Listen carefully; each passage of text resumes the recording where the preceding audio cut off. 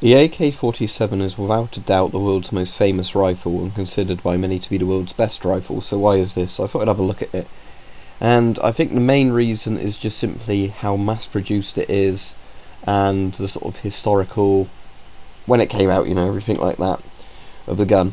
So basically, the 7.62 by 39mm cartridge the AK used was developed during World War II because the Russians didn't have a intermediate range cartridge. The issue at the time of World War II is most armies had pistol ammunition. It would be used in pistols and submachine guns generally for urban warfare, but that was limited to about 100 to 200 yards range and didn't have much penetration power. And then you'd have full caliber rifles like the Lee Enfield, the Mauser, the Mosin Nagant, and while they were very powerful, obviously the ammunition was big. Bolt action rifles are slower to fire and reload. So for urban warfare and everything, you kind of wanted something a bit in between. Most engagements in World War II supposedly happened under about 300 to 200 yards anyway. So the Russians developed the 7.62 by 39mm, which is similar to the M1 carbine round. That was one of the rounds that influenced it. And the AK came along a few years later when it was designed by Kalashnikov and put into production to basically be a rifle to do that. And why the AK, in my opinion, has become such a popular and famous rifle is simply just how reliable it is. It's not the world's most reliable rifle, but it's very reliable for an automatic rifle. And it did the job it was meant to do, and it was very cheap to produce logistically, which is one of the most important things in military designs, logistics. How cheap something is to produce and how fast it is to produce. Generally, in a big war, a country that has a better logistical weapon will do better than one that has a better tactical weapon. For example, German Tiger tanks were logistically awful because of how long they took to produce, how much resources they used. They used lots of fuel.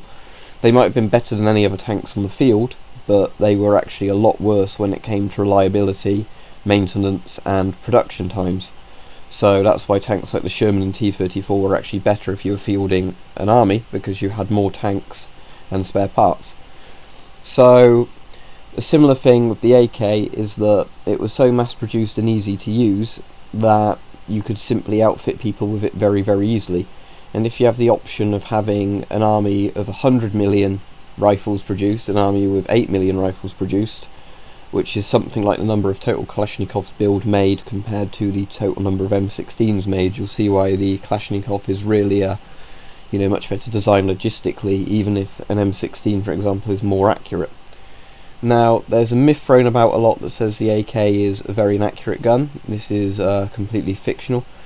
Basically, the AK, at the ranges it was intended to be used for, which is about 300 yards and under, is very accurate.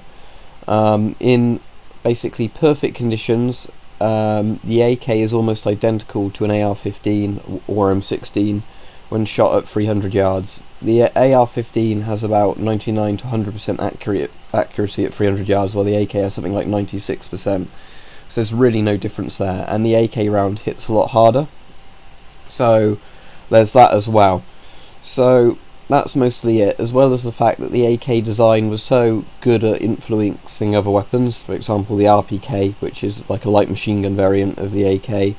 There's essentially shotguns been made of the AK, same mechanisms, and it's influenced a lot of other guns and sort of gun development. So I think those are the reasons the AK is so popular, simply just because it was a cheap, mass-produced rifle. It was very good at what it did, and it has that sort of bad guy appeal of being the Soviet gun, even if it was designed with the best intentions in mind at defending Russia from its enemies, as it was entered design during World War II. What I don't like with an AK, though, if I had to find flaws with it, is that the actual sights on an AK I really don't like. And I'm assuming this is because they got Mosin Nagant sights, or SKS sights, and basically put them on the AK, which really doesn't work, because if you have a gun that's intended for close range use, after all the AK goes to fully automatic before semi-automatic on the fire selector, what you want is basically a gun with quick sights to spot a target with and shoot at. If you're not, although it is accurate at 300 yards, you want something that's quick to sight in, and the sights on it are designed for a long range bolt action rifle.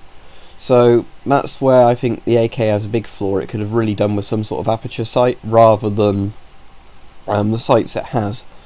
But saying that, most AKs in the modern Russian army service, the AK-74s they use, do have scopes or sort of other types of optics on, so that gets rid of that problem. But for the AK sights, I don't particularly like them, but they're obviously, you could be worse. The sight's perfectly serviceable, it's just for a gun which is intended for suppressing fire, sort of close range use, I'd have rather had sort of a ring sight at the back rather than, a rifle iron sight, open sight. So those are the reasons why I think the AK is so popular. It is a very good gun. Of course it's not the best gun, because you can never really have a best gun. The AK is very good at doing certain things, but there's obviously guns which are better at longer range, guns which are more accurate than the AK, but the AK does a bit of everything and it's pretty good at it.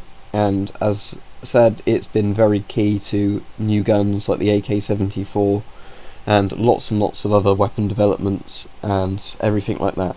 So that's why the AK is such a good rifle.